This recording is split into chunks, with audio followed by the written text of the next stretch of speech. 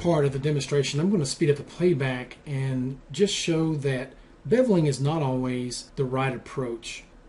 The user, in this case, wanted to know why his attempts to bevel just weren't working, and what tools or what techniques he could use to make it work. So that's why I wanted to go ahead and show that at this stage it's not the answer. It really is a matter of reshaping the object.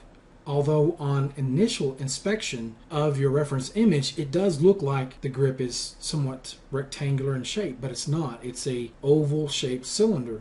So it's probably better to just start off with a freeform primitive rather than trying to make a lot of adjustments using beveling and then go to the pose tool and so on. Okay, so this is our finished result after some further tweaking in the pose tool and then brushing with a mask overlay. Before we conclude here, I want to go back to an example that we looked at in the first video, and that is this irregular shape. We tried to create a hard edge bevel or chamfer using the freeform lattice in the pose tool.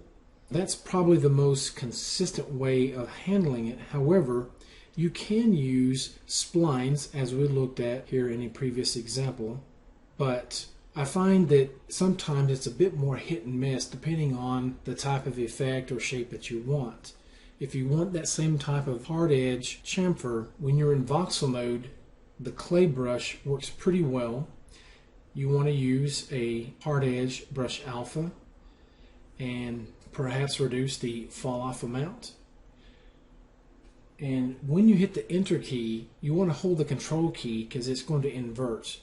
You could also just check invert tool action. I also reduced the spacing down quite a bit. So let's give this a try. I'm just going to hit the enter key.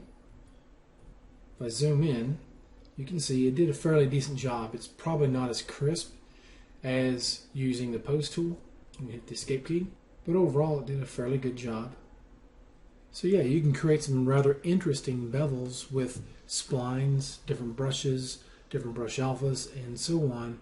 But we're always trying to improve the tool set. So that will bring this tutorial series to a conclusion. Thank you for watching, and we will see you next time.